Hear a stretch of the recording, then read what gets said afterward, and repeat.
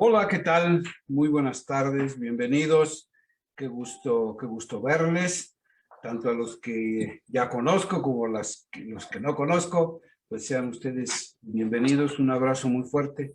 Me da muchísimo gusto encontrarnos nuevamente en estos espacios virtuales que nos permiten pues continuar con nuestra labor de profundizar, de reflexionar, de conocer, de disfrutar de la palabra del Señor.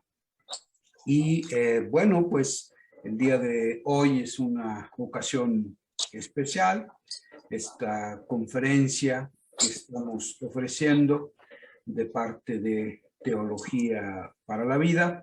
Enseguida les explicaré un poquito con mayor detenimiento, en 3 minutitos no más, pues qué es Teología para la Vida, qué buscamos, quiénes somos los que conformamos este proyecto que pretende llevar la palabra de Dios lo más lejos que se pueda. Y entonces, bueno, para eso les voy a compartir una presentación que me permitirá ir desarrollando el tema de esta noche.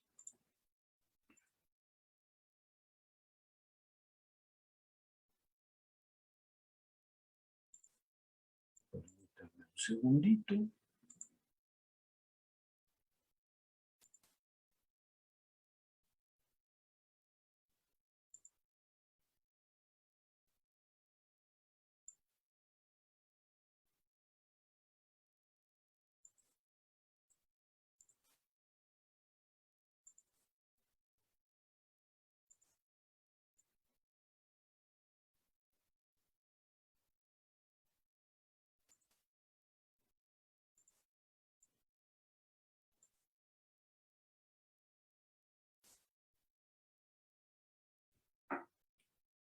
Muy bien. Bueno, no todos ustedes lo saben, pero estoy impartiendo actualmente, estamos impartiendo de parte de Teología para la Vida, un curso que se llama Jesús, hombre libre que libera. Y esta conferencia surgió como una moción, como una necesidad de compartir con aquellos que no están inscritos en el curso algunos elementos fundamentales que estamos abordando en ese curso. Y entonces vamos a, primero que nada, a presentarnos, ¿verdad? Bueno, la conferencia se llama "Para ser libres hay que acoger el reino, conversión y fe". El título es de por sí sugerente. Mi nombre, para quienes no me conocen, Jorge Arévalo Nájera. Bien, primero que nada, ¿qué es Teología para la Vida? ¿Y quiénes conformamos este equipo, esta iniciativa pastoral, evangelizadora, que pretende llevar la palabra de Dios lo más lejos que se pueda, la mayor cantidad de personas que quieran conocer, que quieran profundizar sobre la palabra de Dios, columna vertebral de la vida del cristiano? Bueno, Teología para la Vida surge con ese objetivo. Eso es lo que quiere. Su perspectiva es una perspectiva inclusiva, incluyente, es decir, no es, aunque su servidor profesa la fe cristiana dentro de la tradición religiosa católica romana, eso no significa que esté dirigida exclusivamente para católicos. Aquí se pretende hacer una teología lo más alejada posible de los prejuicios confesionales. La teología bíblica pues se refiere a eso, es decir, pretende abordar de una manera científica, de una manera, sí, desde la fe, porque la teología es una reflexión sobre la palabra revelada a partir, sí, de la razón, pero desde la fe, es decir, fe y razón están profundamente imbricadas, interrelacionadas en el quehacer teológico, pero precisamente porque se utiliza la razón para acceder a lo que Dios ha revelado, se trata de un acercamiento científico, de un acercamiento no confesional ni devocional. Queremos saber, encontrar realmente el mensaje que la palabra de Dios tiene para nosotros, los creyentes del siglo XXI, pero también este espacio de teología para la vida está abierto para todo aquel que quiera conocer a mayor profundidad la fe cristiana que se muestra en la Sagrada Escritura. Así que bienvenidos de cualquier confesión religiosa o inclusive de ninguna confesión religiosa, pero que con deseo sincero se acerquen para conocer un poco más aquello en lo que creemos los cristianos. El equipo de Teología para la Vida está conformado, bueno, en primer lugar, vamos con las bellas damas. Saray Martínez Segura, ella es directora de comunicación. María del Mar Nuño González es directora de logística y atención a clientes. Y Emanuel Arevalo es el director estratégico de esta iniciativa. Ahí tienen ustedes en pantalla, por si acaso, los datos del WhatsApp, del Telegram y el correo electrónico al cual pueden dirigirse para cualquier información adicional. Muy bien, vamos entonces a nuestra conferencia. La he dividido en dos bloques. El primero de ellos, una reflexión teológica y antropológica sobre la libertad. Y el segundo bloque, que es propiamente el que da nombre a nuestra conferencia, Reino de Dios, Conversión y Fe, un acercamiento teológico y espiritual al Evangelio de Marcos, capítulo 1, versículos 14 a 15, en donde abordaremos las dos grandes secciones que forman estos dos versículos. Primero, la acción teológica, es decir, cómo Dios interviene en la historia humana, versículo 14, y después la respuesta antropológica, es decir, la respuesta del hombre a esa iniciativa de Dios. Versículo 15. Muy bien, esos son los bloques que abordaremos. Veamos el primero de ellos, el primer bloque, la libertad. La libertad, ese sueño ancestral del hombre. Todos anhelamos, sin duda, la libertad.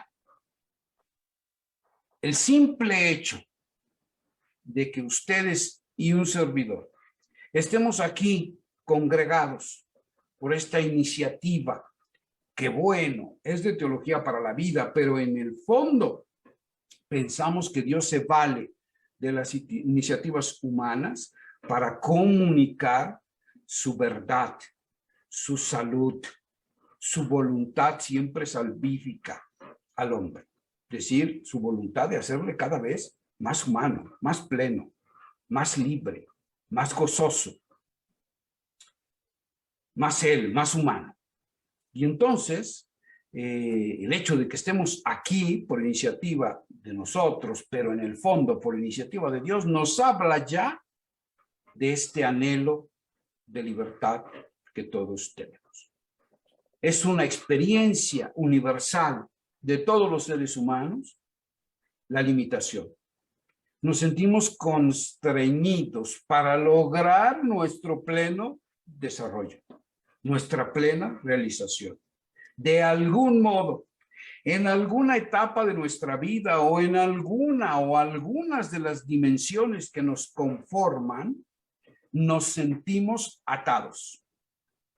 En una terminología más religiosa, diríamos que nos sentimos esclavizados por realidades que nos atan, que nos impiden caminar como auténticos seres humanos libres hacia la patria definitiva.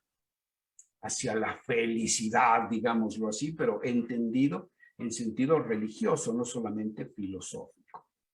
Entonces, la libertad se experimenta como un anhelo, pero no como un fin en sí mismo, sino como un camino. ¿Hacia dónde? Hacia la felicidad o plenitud humana. Como quiera que cada uno de nosotros, en principio, entienda lo que es esa felicidad o esa plena realización. Pero hay un paso previo, hay un estado de vida previo para lograr ser felices. Y ese estado de vida previo es la libertad. Sin embargo, tenemos que preguntar, ¿la libertad es una posibilidad real? O más bien es una quimera. Ya saben ustedes lo que es una quimera, ¿no? Una quimera era un ser mitológico, o es un ser mitológico, que se alimentaba de los sueños de los seres humanos, ¿no? Y entonces consumía su esperanza, porque en el fondo esta es la consecuencia de que la quimera les arrebatara sus sueños. Los seres humanos perdían la esperanza y por lo tanto el sentido de la vida. Y entonces la pregunta es esa, ¿es la libertad un sueño irrealizable? ¿Es una quimera que incluso puede quitarnos la esperanza cuando nos topamos permanentemente con la imposibilidad de ser libres? Al menos eso es lo que nosotros experimentamos, pensamos y decodificamos sobre nuestra experiencia humana. ¿O realmente es una posible realidad? Es una posibilidad real la libertad. Eso es lo primero que tenemos que preguntar. Y nosotros podemos responder desde muy diversos puntos de vista, pero todo depende del concepto que tengamos de la libertad. Es decir, la respuesta a si es posible o no es posible, si es una quimera o es realizable en la historia esa libertad, depende de lo que consideremos que es esa libertad.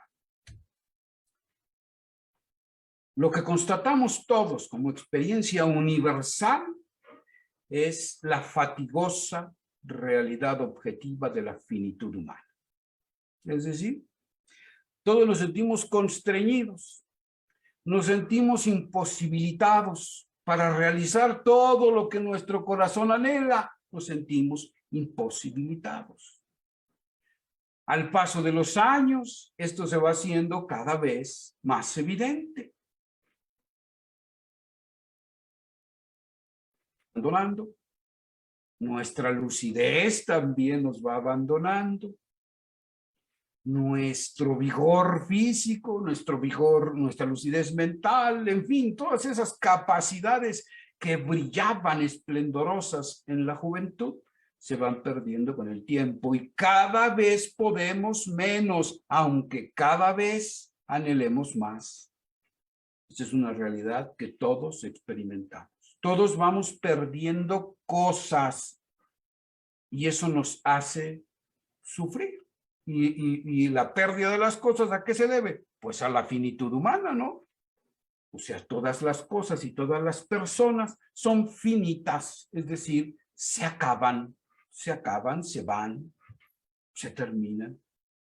Y entonces sentimos que nuestra ansia de felicidad es imposible. Queremos hacer cosas, queremos ser libres, queremos caminar por donde nos apetece y no podemos.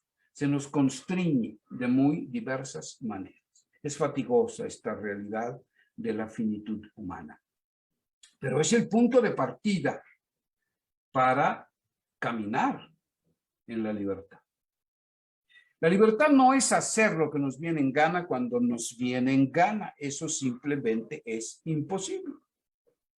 No tiene caso ahondar sobre este punto. Es una realidad evidente, es una verdad de perogrullo, ¿no?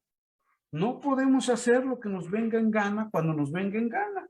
La sociedad nos lo impide, nuestras propias limitaciones nos lo impiden. Las leyes nos lo impiden. es imposible entonces entender la libertad como eso. Si entendemos la libertad como esto, pues es evidente que es una utopía, que es una quimera, que simplemente nos va a agotar la energía, ¿no? Nos va a quitar la esperanza. Basta, apaga la luz y vámonos. Es imposible ser libres. Pero además nos enfrentamos con otra realidad, el miedo a la libertad. La libertad nos da miedo. Seguramente recuerdan ustedes el pasaje del libro del Éxodo en que nos narran precisamente la salida de Israel de la tierra de esclavitud en Egipto. Ese pasaje que es paradigmático, es decir, es un pasaje modélico.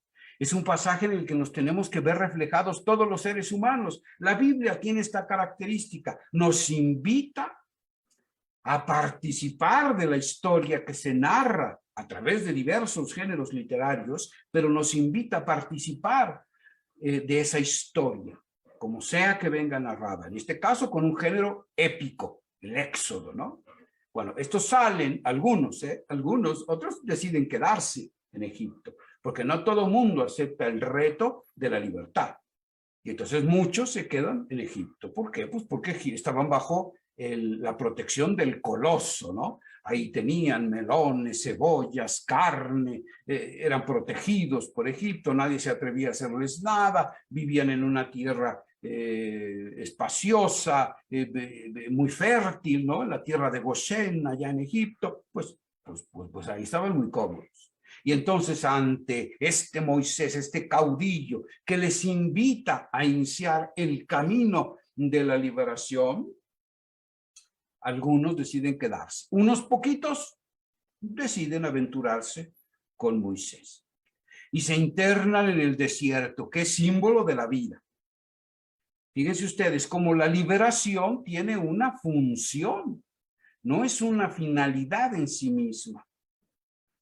La libertad, la liberación, es un camino que lleva a, es un proceso que culmina en este caso, la tierra prometida, esa tierra que emana leche y miel, es decir, que garantiza el alimento y la belleza de la vida, ¿no? El gusto de la vida, que esa es la miel, la dulzura de la vida. Y la leche, que es símbolo del alimento, ¿no? Entonces el aspecto nutricio y el aspecto estético están garantizados en ese futuro, en esa tierra a la que finalmente llegará el que ha decidido iniciar el camino de la libertad. Pero ¿qué sucede en el camino, en el desierto? ¿Qué es la vida? ¿Qué sucede? El pueblo, a poco que ha iniciado este andar en el desierto, pues se arrepiente de haber salido de la esclavitud. Porque la esclavitud muchas veces, pues proporciona comodidades, proporciona seguridades, aunque sean ficticias, a una costa de nuestra dignidad, ¿no? Pero garantiza una cierta estabilidad. Entonces, muchas veces el ser humano prefiere quedarse en la esclavitud que iniciar el fatigoso camino de la libertad. Porque la libertad implica una responsabilidad. El pueblo espera que Dios le dé de comer, le dé de comer, le dé de comer. Y Dios al principio les da, ¿no? Y les da el maná y les da codornices para comer, pero estos se aburren y anhelan regresar a la esclavitud. Y este es el paradigma de la vida humana, ¿eh? Así somos todos, porque nos da pavor la responsabilidad que viene aneja a la libertad. Por allí dice algún autor, no recuerdo el nombre de él, pero dice que junto a la estatua de la libertad debería erigirse una estatua a la responsabilidad. Ambas cosas van unidas y el ser humano tiende a no querer hacerse responsable de su propia vida. ¿Para qué lo saca Dios de la esclavitud? Y les da unas leyes para que estos se hagan cargo de su propia vida, de su propia historia, y orientados por la ley, caminen hacia la tierra prometida en plena libertad.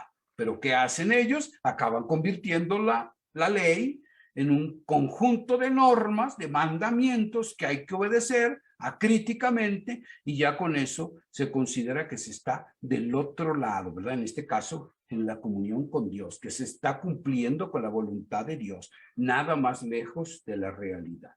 La ley está al servicio del hombre para ayudarle a que éste, en plena libertad y en despliegue de su creatividad, se haga responsable de su propia vida y de la vida de los demás. Eso es lo que nos enseña el pasaje del Éxodo. La libertad como camino hacia la felicidad, hacia la plenitud humana. Y entonces, ¿qué es la libertad? Y esto desde las categorías bíblicas, que es lo que nos interesa a nosotros. Dejemos un poco de lado la filosofía. Desde las categorías bíblicas, la libertad es la capacidad del hombre de autodeterminarse hacia el bien. Y entonces, claro, aquí viene la realidad del pecado como obstáculo para la libertad. Pero entonces, claro, pues hay que preguntarse inmediatamente, bueno, pero ¿qué cosa es el pecado? Porque hoy parece que en la sensibilidad de muchas personas, la palabra pecado causa como un prurito, ¿no? Como comezón, como, ya van a empezar estos con sus moralinas, ¿verdad? Y inmediatamente se piensa, escucha pecado, inmediatamente se piensa en la sexualidad, ¿no? Nada más ridículo que eso. El pecado es una realidad, sí, que pertenece al orden de la fe. Solo el que tiene fe puede pecar. Es una realidad para creyentes el pecado, ¿no? Los demás, pues, pueden ir en contra de las leyes, ¿verdad? Y transgredir leyes, sí, claro, en ese sentido. Pero el pecado es una realidad solo para creyentes, para aquellos que aceptan la intromisión de Dios en su vida, la injerencia, el señorío de Dios en su vida. Entonces, estos sí pecan y la transgresión se convierte en pecado. Pero el pecado en el fondo es mucho más que la mera transgresión de un código ético o moral. El pecado es una autodeterminación absoluta de caminar sin escuchar a Dios, sin permitir que Dios sea quien oriente y acompañe la vida. Eso es el pecado. Y esa actitud fundamental, esa actitud existencial en la que el hombre decide autoerigirse como criterio absoluto del bien y del mal, y entonces Dios no tiene nada que ver, y entonces Dios es como si no existiera. No importa que Dios en sí mismo siga existiendo, el hombre puede matarlo en su corazón. Puede decidir no hacer caso en absoluto de lo que Dios tenga que decir para la vida humana, ¿no? Esta es una capacidad que Dios mismo ha querido darle al hombre. El hombre es el único ser, la única criatura capaz de negarse, capaz de abstenerse de Dios. La única criatura que puede darle, perdonen ustedes la coloquial expresión, pero puede darle una patada en el trasero a Dios con toda tranquilidad. Dios no lo destruye y Dios no se encoleriza, ¿verdad? Y manda caer sobre él rayos y centellas o lo desintegra en la nada. Pues no, porque Dios ha decidido respetar la libertad humana, precisamente. Aquí se juega de manera decisiva ese concepto de la libertad. Dios ha hecho al hombre libre. Eso es algo que los cristianos afirmamos. Lo ha hecho libre. Entonces el hombre es capaz de asumir sus propias decisiones, sus opciones. Entonces, si él opta por caminar dirigiendo su existencia hacia una meta que no sea el encuentro con Dios, eso es parte de su libertad y puede hacerlo. Eso tiene consecuencias, pero puede hacerlo. Pero también puede elegir el otro camino, el de ponerse bajo la escucha de la palabra que Dios nos revela y obedecer. Obedecer quiere decir precisamente ponerse bajo la escucha, o audire, bajo la escucha. El hombre que se pone bajo la escucha, es decir, el que obedece reverencialmente a Dios y acata su voluntad y se pone a la escucha y discierne por donde quiere que yo camine, qué es lo que quiere que yo haga en la vida. Ese ha decidido poner los ojos fijos en Dios y caminar hacia la tierra prometida, que no es otra cosa que el encuentro mismo con Dios. Esa es la verdadera tierra de la libertad, la verdadera tierra que emana leche y miel, ¿no? Entonces el único pecado, el único obstáculo, perdón, contra la libertad, o el único obstáculo para la libertad, es el pecado. Es la decisión libre del ser humano de autoerigirse como criterio definitivo de la sabiduría, de lo real, de lo que es bueno y de lo que es malo. Y caminar a su aire, como dicen los españoles, ¿no? Bueno, esto, lejos de ayudar a la liberación del hombre, lo sume en una profunda esclavitud. Pero Dios, al cual nadie le gana en generosidad ni en creatividad, tiene una palabra. Dios siempre tiene la última palabra, ¿eh? O sea, el hombre cree que puede tener la última palabra en la historia para su propia vida y no la tiene. Dios es creativo en grado sumo. Y entonces Dios siempre está inventando nuevos proyectos, nuevos planes, nuevos caminos, nuevas propuestas que hacerle al ser humano que está sumido allí en la esclavitud. Y esta propuesta de Dios tiene un nombre bien concreto: Jesús de Nazaret. Por eso, la segunda parte de nuestra charla: reino de Dios, conversión y fe. Porque para ser libres hay que acoger el reino. Y entonces tenemos que reflexionar, aunque sea así, de una manera un poquito, pues, apresurada, digamos, ¿no? Sobre lo que es el reino de Dios, sobre lo que es la conversión, sobre lo que es la fe, ya que acoger el reino, convertirnos y creer en el evangelio es el camino de la auténtica libertad. Esa es la propuesta que nos hace Dios en la persona de Jesús de Nazaret. Y entonces vamos a analizar esta realidad. Rápidamente veamos el contexto de ese texto que vamos a analizar rápidamente, nada más de pasadita, porque no es realmente el motivo de nuestra conferencia. Pero antes, en el contexto anterior a Marcos 1, 14 a 15, leemos: principio del evangelio de Jesús Mesías, Hijo de Dios. ¿A qué se refiere esto? A una nueva creación. Es decir, el hombre está en estado de postración, de esclavitud, pero Dios crea una nueva realidad a la que se le llama libertad. Esa nueva realidad inicia con Jesús, Mesías, Hijo de Dios. En Jesús todas las cosas son hechas nuevas. Y entonces lo primero que se nos pide es, bueno, antes de que yo te hable del reino de Dios, es decir, de la propuesta específica de Dios para la vida humana, hay que asumir una realidad. Hay que abrir nuestras mentes a una nueva realidad. Lo que aquí se inicia es una nueva creación. Todo lo viejo ha pasado. Si seguimos aferrados a nuestras viejas mentalidades, criterios, principios, valores, a nuestra cosmovisión, a nuestra manera de entender el mundo, no podremos recibir la novedad absoluta que se nos da en Jesús, Mesías, Hijo de Dios.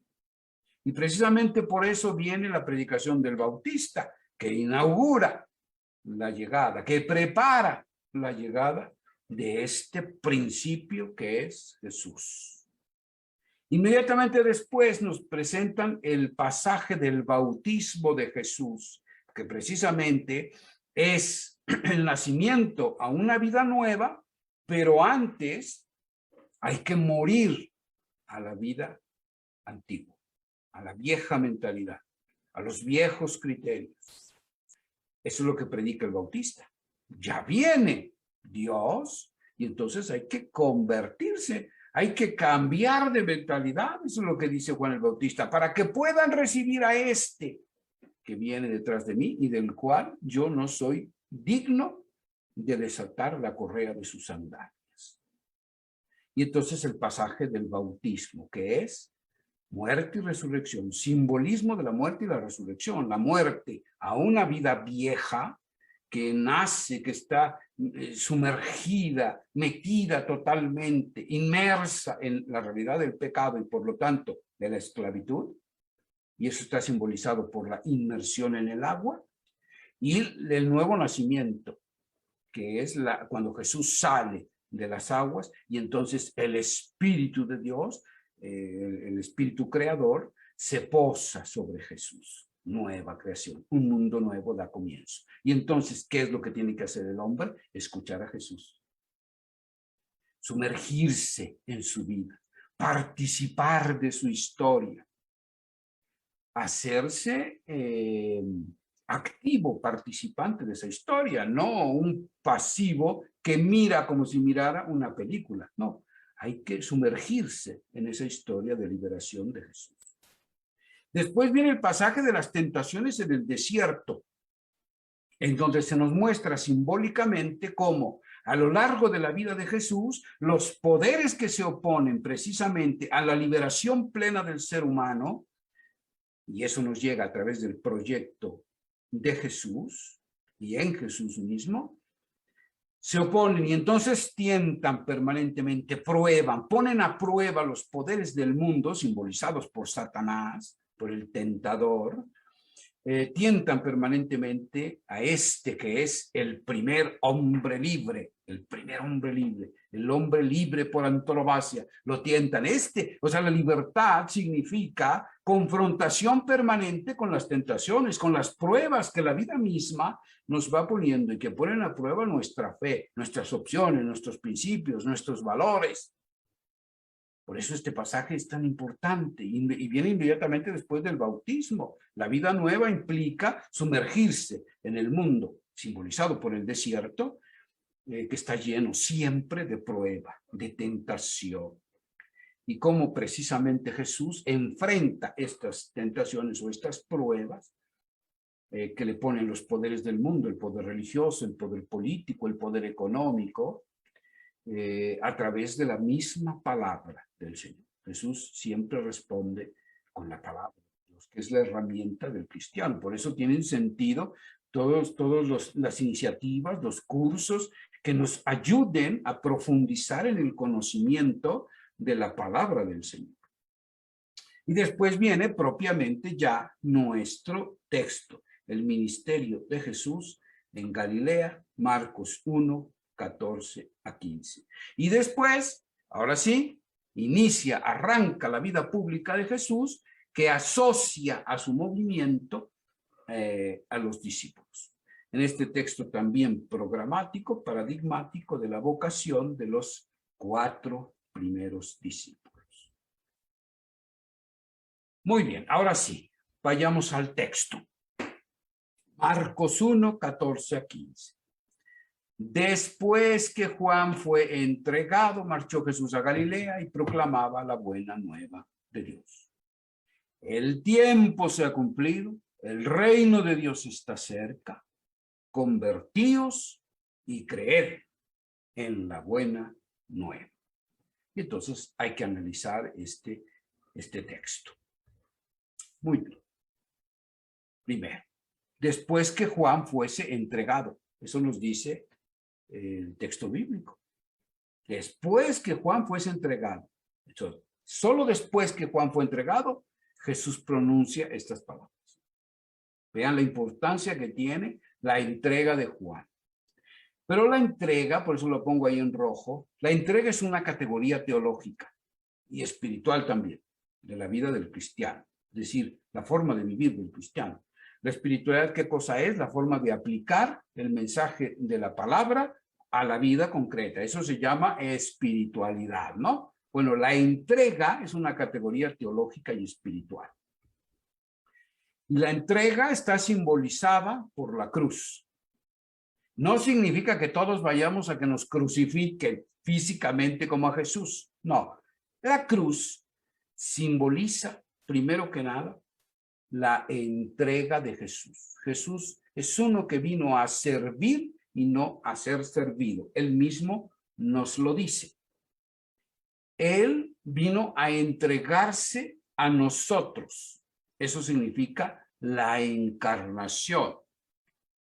La cruz es entrega de la vida por causa de dos cosas. Primero, obediencia irrestricta a la voluntad del Padre. Y segundo, servicio por amor a los hombres. Esas dos cosas confluyen en un símbolo que es la cruz. O sea, el que vive haciendo, buscando vivir cada momento de su vida la voluntad del Padre, y el que vive sirviendo permanentemente a sus hermanos sin límite, ese vive como crucificado.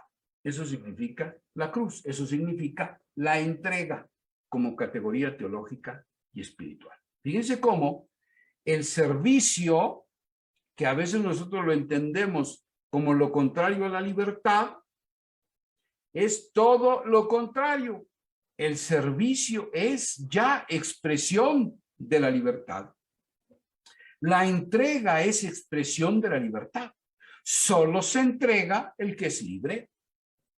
Se entrega, estoy diciendo, no al que lo entrega en la fuercita, ¿verdad? Ándale, no me interesa lo que digas, si tú vas acá. Bueno, ese no es libre, ese no le queda más que prestar una obediencia ciega a lo que le dice una autoridad, ¿no? Por cualquier motivo. Pero el que es auténticamente libre es el único que es capaz de entregarse. De hecho, la entrega oblativa es, según la psicología transpersonal o espiritual, es el último paso de la autorrealización humana. Primero hay que conocerse a sí mismo, luego aceptarse, luego amarse, luego hay que poseerse a sí mismo, el autodominio, que ahí empieza auténticamente ya el proceso de la libertad, y luego solo este que se autodomina, que se autoposee, es capaz de entregarse a los otros. Eso es lo que se llama una vida oblativa, una entrega oblativa. Fíjense cómo incluso a nivel antropológico la categoría de la entrega es fundamental para la realización humana. Dice el texto, marchó Jesús a Galilea. Marchó, es la palabra que hace referencia al éxodo. Entonces el éxodo, la salida permanente, la capacidad de salir permanentemente de ciertas situaciones de esclavitud es fundamental en la vida cristiana. Es de hecho una categoría teológica y espiritual en el Evangelio de Marcos. El éxodo, la salida, como actitud espiritual. Hay que estar dispuesto a dejar permanentemente la tierra. Y como le dijeron a Abraham, ¿no? Deja tu tierra y deja tu parentela. Y sale en búsqueda de una tierra que yo te daré. La promesa jalona a Abraham. La promesa le mueve. La promesa le hace salir de las seguridades, que en el fondo son esclavitudes. Es curioso, pero así es. Cuando se siente uno muy seguro en una determinada situación, un área de confort, difícilmente quiere salir. Y entonces eso se convierte en esclavitud, porque no hay crecimiento. Pues por eso el éxodo es una categoría teológica y espiritual. Inclusive hay que salir de nuestros viejos conceptos religiosos. Hay que salir, hay que estar dispuesto a lo nuevo. La tierra prometida es siempre algo nuevo, algo por descubrir. Es fundamental entenderlo. El simbolismo de Galilea es también muy interesante, ¿no? En este pasaje que estamos viendo de Marcos.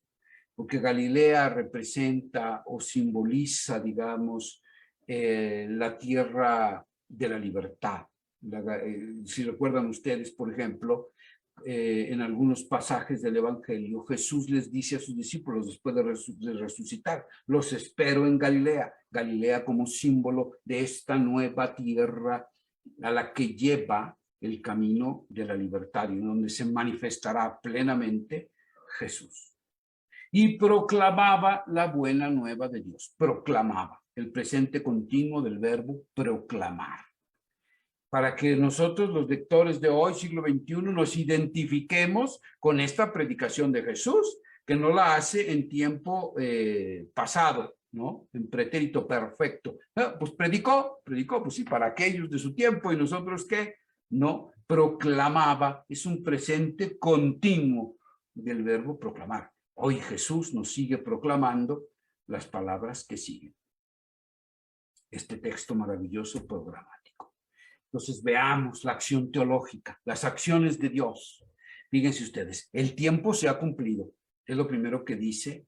Lo primero que dice Jesús es, aquí está invertido el tiempo, perdonen ustedes, el reino de Dios se ha hecho cercano. Esto es un eufemismo, o sea, ¿reino de qué? ¿Qué es un eufemismo? Los judíos no podían pronunciar por respeto el nombre de Dios. Entonces, cuando decían el reino de los cielos, pues lo que estaban refiriendo era a Dios mismo, ¿no? Entonces, decir reino de Dios o decir Dios es lo mismo, es un eufemismo. ¿Qué hace referencia a qué? Al reinado de Dios, es decir, al influjo salvífico que Dios ejerce en una comunidad humana y en un singular individuo. Pero esa comunidad humana y ese singular individuo están incardinados en un territorio, en un espacio, en un tiempo concreto. A esa comunidad que se reúne se le llama iglesia. El reino de Dios se ha hecho, alguien por favor apague sus micrófonos. El reino de Dios se ha hecho cercano. ¿Qué quiere decir Marcos con esta expresión? Quiere decir que Dios mismo, actuando y salvando y liberando, lo hace ya en la tierra humana. Que la tierra, el mundo de lo humano, es el mundo de la acción de Dios. Que ya Dios está al alcance de la mano, eso es lo que quiere decir. No quiere decir que un día va a venir, ya merito llega, no quiere decir eso. Quiere decir que si tú estiras la mano, puedes experimentar a Dios actuando para liberarte en tu propia vida, en tu propio contexto. El reino de Dios era una realidad que se esperaba. Los judíos lo esperaban. ¿Para cuándo? Pues quién sabe, cuando llegara el Mesías, pero nadie sabía cuándo iba a llegar el Mesías. Pues ahí está. Era una esperanza un poco así como indeterminada, ¿no? Jesús lo que anuncia es algo revolucionario. Este reinado de Dios, este influjo liberador y plenificante de Dios ya está en medio de la historia humana, ya está. Dio inicio con Jesús de Nazaret, como decía Jürgen Moltmann, ese teólogo alemán extraordinario. Decía, el reino de Dios tiene un rostro y un nombre concreto, se llama Jesús de Nazaret.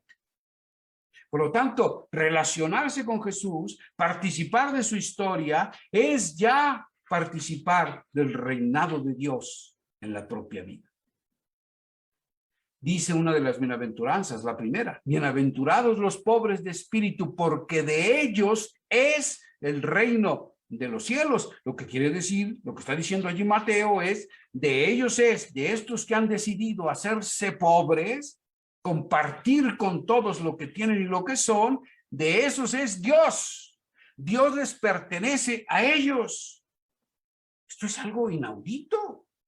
Nunca nadie se había atrevido a decir tal cosa. O sea, todos nosotros, claro, pensamos, sabemos de manera lógica que pertenecemos a Dios porque Él es nuestro creador, ¿verdad? Pero decir o afirmar que Dios nos pertenece, bueno, si decidimos, ¿verdad?, hacernos pobres, bienaventurados los pobres de espíritu, si decidimos hacer eso, asumir esa actitud, Dios nos pertenece, Dios es nuestro, es nuestra heredad. Lo difícil es creerse esto, es creerlo. Después dice Jesús, esto es una acción teológica, o sea, el reino de Dios se ha hecho cercano, o sea, Dios se ha hecho cercano. Ha salvado la imposible distancia entre Dios y los hombres. Y por eso el tiempo se ha cumplido. El cronos, el tiempo humano, se ha cualificado de tal modo con la intromisión de Dios en la historia que este tiempo ya no es solo cronos, es kairos, es decir, un tiempo de total plenitud. Pleplerotai, dice en griego, esta palabra griega, para hablar del tiempo, o sea, el tiempo se ha cumplido.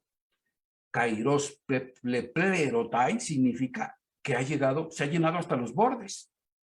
Ya no hay nada más que esperar del futuro. Se estaba esperando poquito a poquito, la gotita iba llenando la copa, ¿verdad? Mientras esperaba a Dios y que se cumpliera el tiempo de la promesa del Señor. Lo que dice Jesús, ya no hay nada que esperar del futuro. Ya no hay nada. Ya todo se ha cumplido. El tiempo humano está lleno de la presencia de Dios. Está pleno de gracia, rebosante de gracia. Estas dos son acciones de Dios. Dios ha hecho posible esto. Pero después viene la necesaria acción o respuesta antropológica, la respuesta del hombre, ¿no? Convertirse. Metanoei. ¿Qué cosa es la conversión? La conversión es el cambio de mentalidad. Fíjense ustedes que es una acción volitiva del hombre. O sea, el hombre tiene que creer, está en sus posibilidades. Dios no es un engañabobos. Si Dios dice que es posible acceder a este reino porque el tiempo ya se ha cumplido y que lo único que tenemos que hacer es convertirnos, significa que está dentro de nuestras posibilidades convertirnos. Cambiar de mentalidad. Dejar de lado lo viejo, dejarlo atrás. Asumir los criterios, los valores, los principios, el modo de entender la vida, los sentimientos mismos de Cristo. Hay que asumirnos, eso es lo nuevo, ese es el vino nuevo al que somos invitados a beber. El vino nuevo no puede contenerse en odres viejos, porque los odres viejos se rompen con el vino nuevo y el vino se derrama. Aquí los odres representan a la mentalidad del hombre. Tiene que cambiar, no cabe. En lo viejo no cabe la novedad de Cristo, no cabe. Por eso hay que cambiar de mentalidad. Esto es lo primero, sin esto no hay nada, sin esto no se puede acceder al reino. Somos invitados a convertirnos verdaderamente, a empezar a pensar como Cristo, a vivir como Cristo. Y después hay que creer. Pero creer no significa chutarse una serie de verdades, ¿verdad? Teóricas acerca de Dios. Eso no significa creer, esas son creencias religiosas. Creer significa adherirse totalmente, existencialmente, a la propuesta de Jesús y a Jesús mismo. Eso significa creer verdaderamente, es decir, pisteuete, crean, pistis, que es fe. Eso significa, es algo existencial antes que teórico. Claro, primero recibimos la noticia, la invitación a conocer a Jesús y la recibimos a través de un mensaje, de una narrativa, ¿no? Pues sí, eso es el evangelio. Pero después viene la parte existencial. Hay que adherirse a la propuesta de Jesús, empezar a vivir como Jesús, creer que solo Jesús tiene palabras de vida eterna y empezar a hacerle caso, aunque no entendamos, aunque al principio no nos parezca congruente lo que dice Jesús, o nos parezca una locura, o nos parezca algo irrealizable, como la misma libertad. Hay que creerle a Jesús, hay que creer que Él es el primer hombre libre y que nos quiere sumergir en su dinámica de libertad. El Evangelio de Jesucristo, porque hay que creer ¿en qué? En la buena noticia de Jesucristo, es decir, esta noticia que le pertenece a Jesús, pero que al mismo tiempo se identifica con Jesús. Entonces, no solo se trata el Evangelio de ciertas verdades que hay que aprenderse en el catecismo, se trata de identificarse con la vida misma de Jesús y empezar a vivir como Jesús. Eso es la auténtica buena noticia. La buena noticia es que hoy ya podemos ser libres. Hoy ya podemos ser felices. No hay nada que esperar del futuro. Ya hoy Dios nos puede pertenecer. Ya hoy podemos vivir en alianza plena con Él.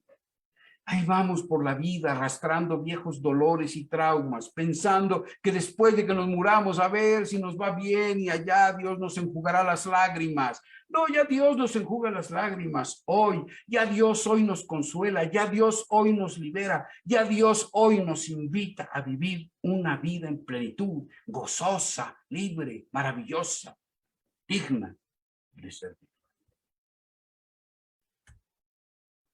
El texto programático de Marcos 1, 14 a 15 nos aporta las claves para iniciar un auténtico camino de liberación. La entrega de la vida en servicio de los más necesitados del mundo. El éxodo como abandono continuo de todo aquello que nos impide caminar hacia la nueva tierra prometida que es Cristo. Esto significa situarnos en Galilea, símbolo de la libertad ante todo poder, fuerza o estructura excluyente y violenta. No se puede vivir y proclamar el evangelio perteneciendo a esos poderes. Ser plenamente conscientes de que el tiempo se ha cumplido. El tiempo presente es tiempo oportuno para la salvación. El reino de Dios está al alcance de la mano. No es una utopía irrealizable. Y que para vivir en el dinamismo salvífico del reino debemos cambiar de mentalidad, volver la existencia hacia Jesús y adherirnos con todo nuestro ser a su persona y a su proyecto de liberación, amor y justicia. La libertad es un proceso largo, continuo y permanente, cuya meta es la plenitud del ser. Pues muchas gracias por su atención. Termino aquí mi exposición y abro un poquito el foro para escuchar sus preguntas, sus comentarios, compartir un ratito.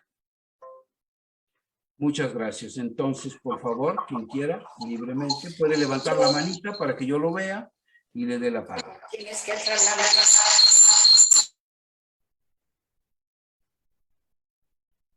Veo la manita de Ángeles Camacho. Adelante, Ángeles.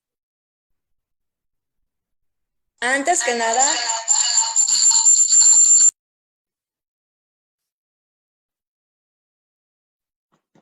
nada,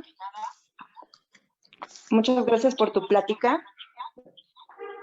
Creo que tu plática es muy reveladora y pues al menos a mí me hace pensar que voy camino a que en vida reine Dios en mí. Hubieron unas palabras clave que apunté después de todas el camino de la plática que llevó, pero al final, cuando hablaste de la cruz, muchas veces pensamos que la cruz es mala, y no, es la entrega, como lo mencionaste. Dijiste también una frase que me gustó, que hay que hacerse pobre para servir a los demás. Y yo lo interpreto de esta forma, Jorge, no sé si sea la correcta, pero me ayudarás a ver si voy por el buen camino. Cuando yo pienso que Dios es mío y que Él reina en mí día con día, me libero de muchas culpas, a lo mejor de esas ganas de sobresalir, del ego, de decir que yo reino en mi vida, y no. Jesús viene a mostrarnos que Dios es mío y que todo lo que yo hago es porque Dios está en mí, y eso me libera a seguir haciendo las cosas desde mi punto o el punto de Jesús, bien, de que ya nos hacemos pobres, de que ya no decimos, es que yo lo hice. No, Dios lo hizo en mí. Entonces yo me hago nada y estoy liberada porque Él está reinando y no me vuelvo a esclavizar. ¿Sí me expliqué? Perfectamente, muy claro y estoy totalmente de acuerdo con ello. Muchas gracias. Ok, no, gracias a ti, porque cuando también nos hacemos nada y Dios reina, la gracia de Dios, la gracia de vivir, la gracia de ser alegre, la gracia de no titubear, la gracia de no preocuparme porque tengo la fe de que Dios va a obrar, me hace vivir en el reino de Dios sin preocupaciones y soy libre. Era lo único que quería compartir. Ciertamente. Muchas gracias, Ángel. Muchas gracias por tu compartir. ¿Alguien más desea participar, preguntar algo, comentar algo? Sí, veo manita de Paulina. Adelante, Poli. Pero tienes que abrir tu micrófono, Poli, porque no te escuchamos. Claro. Quiero comentarte que me llenó de asombro la manera tan esquemática, bueno, yo soy de ese estilo, con la cual fuiste explicando pues la libertad y bueno, todo este proceso. Me gustó muchísimo, bueno, la libertad y sobre todo el miedo a la responsabilidad, lo que implica y cómo no es fácil salir de la libertad. Y también que esa libertad nos implica esta confrontación constante, puesto que hemos salido de algo cómodo para ir al desierto en donde estamos caminando hacia esa tierra prometida que es esa comunión plena con Dios. Yo, la verdad, te agradezco muchísimo. Fue una plática de mucha luz para mí. Muchísimas gracias, Jorge. Gracias, Poli. Me alegra mucho saber que en algo pude ayudarte. No cabe duda que el Señor, como dice la Escritura, ¿verdad? Por allá en el libro de los Números, hasta a través de los burros comunica su palabra y su voluntad. Un abrazo. Pero se nota perfecto. Qué bendición poder que estudiaste todo esto para podernos ayudar y compartir todo esto. Muchísimas gracias. Con mucho gusto, Poli. Muchas gracias a ti. ¿Alguien más desea hacer alguna pregunta, algún comentario?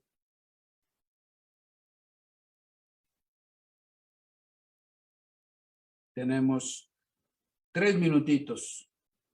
Aprovechen. Barabara. Bien, veo la mano de Beatriz. Adelante, Beatriz, por favor. Hola, ¿sí me escuchas? Te escucho perfecto. Gracias, Jorge. Pues también muy agradecida por habernos invitado a participar en esta gran conferencia. Ha sido muy enriquecedora. Nos despeja de muchas, y me despejó de muchas inquietudes, porque realmente traemos cargando pues un aprendizaje equivocado respecto a nuestra fe muchas veces, ¿verdad? No cambiamos, que es una invitación de día a día, pues no podremos tener ese crecimiento, esa vida plena que nos limitamos por precisamente estar arraigados en algo equívoco. Y lo que tengo que hacer, pues, es desaprender y compartir todo esto nuevo, que es una guía para ser más plenos. Te agradezco mucho y también tengo una duda. ¿El amor oblativo es lo mismo que el amor ágape? Exactamente lo mismo, así es. Es un amor de entrega total, sin esperar nada a cambio, que esa es la culminación de la vida humana, según inclusive la psicología transpersonal o espiritual.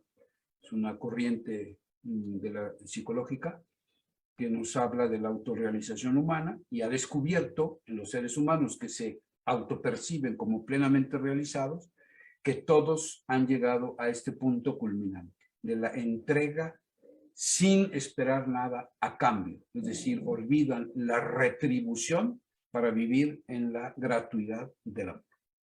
Eso es una experiencia que para muchos es incluso mística, aunque no sean religiosos.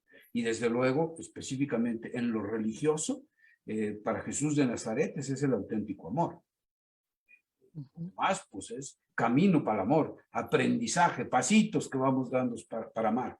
Pero el amor oblativo, el que no espera nada de nadie, sino que ama por sí mismo, el que encuentra su recompensa en el mismo acto del amar, ha llegado a la plenitud de la vida. Bien, muchas gracias, Jorge. Gracias a ti, Beatriz. Muy bien, pues se nos ha acabado el tiempo. Yo les agradezco muchísimo a todos ustedes por haber respondido a esta convocatoria de Teología para la Vida. Próximamente estaremos en contacto con ustedes para nuevas iniciativas. Esperamos contar con su benevolencia y que se sumen pues a este proyecto que hemos iniciado. Les pido mucho también sus oraciones para que este proyecto, si esa es la voluntad del Señor, pues prospere y sigamos pudiendo llevar la buena noticia al mundo entero. Muchas gracias, cuídense muchísimo, un abrazo muy fuerte. Muchas gracias, doctor. Dios les bendiga. Cuídense. Gracias. Bye Muchas bye. gracias, Jorge. Gracias, Buenas maestro. noches. Gracias, gracias, maestro. Muchísimas gracias, Jorge. Doctora Brother. Gracias, bye. Muchas gracias, Jorge. Muchas gracias, Jorge. Buenas noches, gracias. Buenas noches. Bendiciones. Bien, Rosy, si andas por ahí, Lore. Sí, Alex.